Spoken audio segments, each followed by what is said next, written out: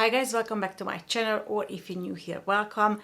As you can tell from the title of this video, we are going to be talking about another Natasha Denona Sunset palette dupe. Today is going to be the Revolution Forever Flawless Fire palette, which at first glance you might not think that it's a sunset palette dupe, but it is. It has a couple of additional shades such as Lava, Eruption, Volcanic, Coal or Smoke, but if you check the rest of the shades, you realize that it's almost identical to the Sunset palette. And that is an amazing news, because this Revolution Forever Flawless palette is actually really good quality, and they only cost £10, which for Revolution is quite expensive, but considering that the Natasha Denona palette will set you back by £111, I think £10 sounds amazing. Obviously, the Natasha Denona palette is absolutely gorgeous. It's really good quality. I still think that it's quite overhyped and overpriced. It's definitely not worth £111, but it is gorgeous. Unfortunately, one of the shades that's missing is this pink shade in the corner, which is my personal favorite. It's such a pretty shade, but oh well, because technically everything else did. This is a two palette side by side, and I think if you just forget about that black shade and these three shades here, you will see that they are basically identical. In the bottom row you have the Natasha Denona shades, on the top row you have the Revolution shades, and as you can see, I tried to point out which shades are missing from the dupe palette and which shades have been added to it. So for the missing shades, I didn't swatch anything next to them, and all the additional shades I added to the end of the row to show you the differences between the two palettes. But as you can see, as far as the actual swatches go, they look really similar to each other. I created one of my eye makeup looks today using the dupe palette, and I honestly don't think you can tell which one. It's of course this one as always, but the eyeshadow turned out technically identical, so I'm very impressed with that. Of course, quality wise it could be better. It has the usual problem that matte shades in general in the drugstore normally have, that they are really hard to build on top of themselves. They rather crumble off or grab to the bare skin next to it, so they are a bit harder to work with. The Natasha Denona palette is definitely a lot more foolproof. However, I feel like a £45 Anastasia Beverly Hills palette will give you the same quality that the Natasha Denona palette does, so I really don't think that £111 is justified at all, and that's why I'm trying to find other options, because I still think that Natasha Denona has one of the most beautiful color stories for her eyeshadow palettes. So if we can find something 11 times cheaper that will let you achieve the exact same eye makeup look, especially in today's economy, why wouldn't you want to save £100 and just spend it on something else? So as you can see, in the Natasha Denona palette you have 15 shades, 2.5 grams of product in each, so they are very large pans. Altogether you get 37.5 grams of product, which is massive. I think she actually started realizing now that that's too much and people don't actually need that much eyeshadow, because she's been focusing more on the £65 eyeshadow palette. For example, just a couple of weeks ago she came out with the Bronze palette, which is another neutral palette, and it is one of those £65 eyeshadow palettes. I don't think quality-wise there's any difference between the cheaper ones and the more expensive ones. They just contain less product, and I actually wouldn't mind it at all. So as I showed you before, in the Revolution palette you've got 18 shades, so you get 3 more than you get in the Natasha Denona palette. However, they only contain 1.1 gram of product in each pen, which is a little bit more than half of what you get in the Natasha Denona palette, but like I said before, you really don't need 2.5 grams of product per pen. Now, the Revolution palette was made in China, just like all other Revolution products.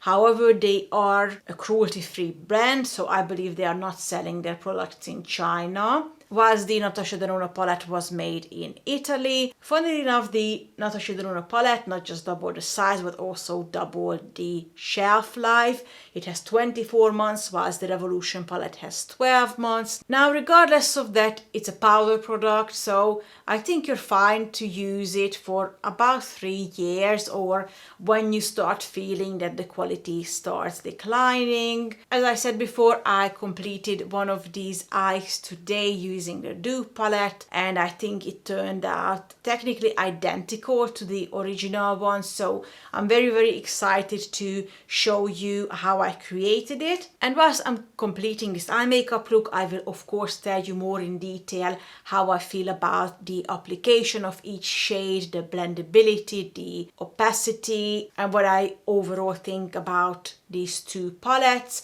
And once the eye makeup look is completed, as always, we're gonna come back here and I will tell you my final thoughts. So without further ado, let's jump into creating today's eye makeup look.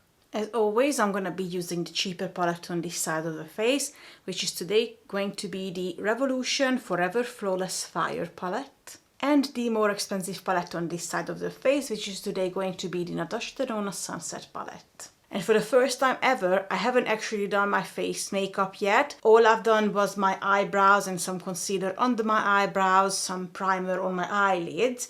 Everything else I will add after the eye makeup is done. The reason being is because as much as I try to avoid fallout, sometimes it's just impossible, and sometimes I don't even notice it looking in the mirror how messy it is under my eyes. I only notice it after my makeup is done. So I'm gonna now test out if I can work the other way and do the face makeup after my eyes. I have never actually done this before, so I really hope that it will work out. And as always, I'm gonna start with the original palette each time and then add the dupe palette on the other side. I'm gonna start with this beautiful orangey brown shade called Horizon and add it to my crease. We don't need a lot of this shade because it's actually gonna be covered up by a darker shade. It's really just to help blend the dark shade and give it a nice warm base. A very similar shade from the Fire palette is the shade Flame, so now I'm gonna take that on the dupe side and do the same thing. I take a very small amount of the dupe one first, because I know exactly how these dupe palettes work. They apply very nice and opaque first when they can grab onto the skin, but after that, instead of building on top of themselves, they just start spreading out, and that's not a nice look. So I'm trying to take a small amount at the time and blend it out, because otherwise I would keep applying more and more and it would just cover bigger and bigger area instead of having darker and lighter areas. So funnily enough, in person they appear to be quite similar at the moment, but I can tell that on camera the dupe side looks a lot more orange because it has more yellow in it. The original one has more pink in it, and I think basically because of that yellow in it, it reflects more. The other one looks more muted in the camera, but like I said, in person they appear to be really similar. Now we're gonna jump into the dark shade straight away, which is this dark brown shade called Ingenious in the Natasha Denona palette, but I'm gonna take a very small amount at the time, because this is the type of shade that if you use too much of it, it's gonna start looking muddy. So I'm gonna take a small amount and just start darkening up the outer V. And to make sure we have a precise application, I start applying it with a tapping motion using a pencil brush, and I basically just tap the shade on where I want it to be, and then I will blend it with my blending brush.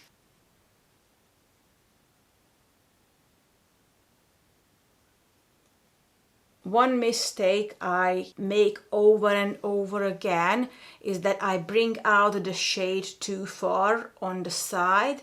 The reason that's a problem for me is because I have, like I said, hooded eyes, and I have a lot of like extra skin in this area, as you can see. So when I'm talking and I make any facial expression, this part of the skin keeps moving up and down, and so does the shade. So sometimes I look absolutely ridiculous if I bring this shade out too much.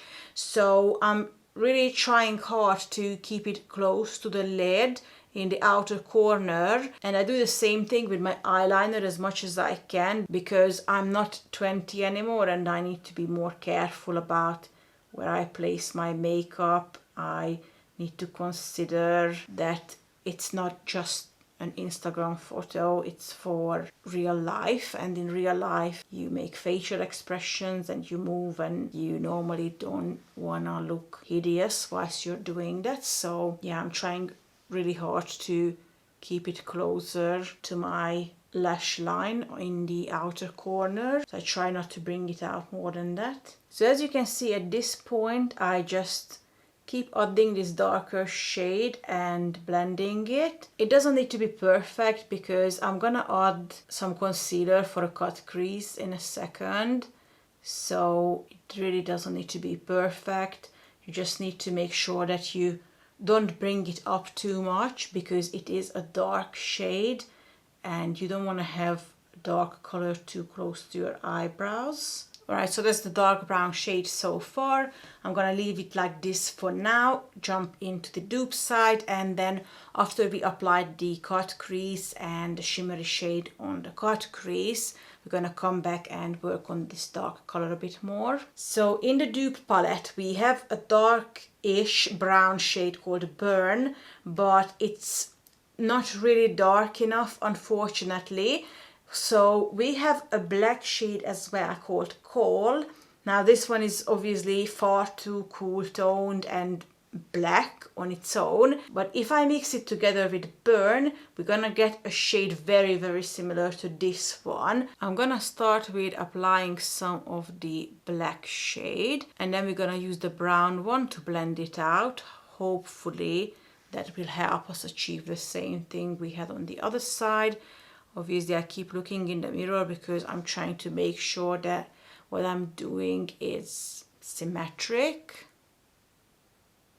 I immediately have more fallout on this side than I did on the other side during the whole application. Okay, so now I'm taking some of Burn on my blending brush and blend out Coal using Burn. So the darkness of the shade is already almost identical on the two sides. However, I must say that the Revolution side is not as detailed at all.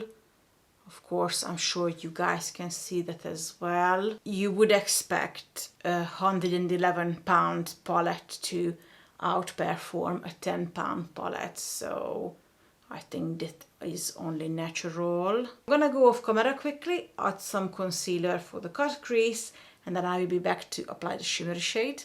Okay, so the cut crease is done. I tried my best. On top of it, as I said before, we're gonna be using a shimmery shade, and the shade I'm taking is this one in the corner called Atmosphere. Unfortunately, a lot of these shimmery shades in the Natasha Denona palette are quite underwhelming for £111. I think this is one of the best shades in the palette as far as shimmery shades go, so I definitely wanted to do a look using this color. Before I would blend the dark shade back on, we're gonna set the concealer on the other side as well. And in the Fire palette, the shade that's really, really similar to Atmosphere is called Wildfire.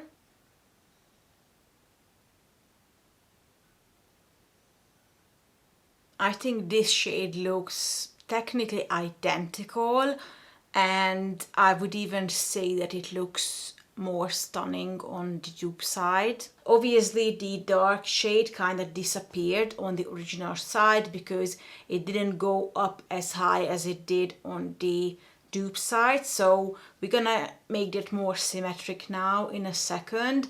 I'm gonna start applying the dark shade again, and we're gonna blend this corner together a bit better as well. So I'm taking some of Ingenious again.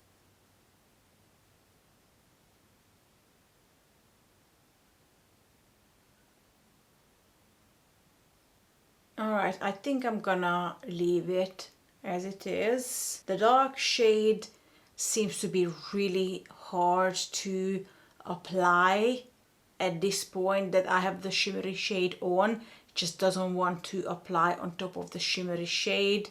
They just crumble off my face together instead, which is not really acceptable in my opinion for the amount of money we pay, but it's just what it is. So let's try to do the dupe side now. I'm gonna take some of the black shade again like I did before. It seems to be a lot easier to blend together the shimmery shade and the dark shade on the dupe side. That's very interesting.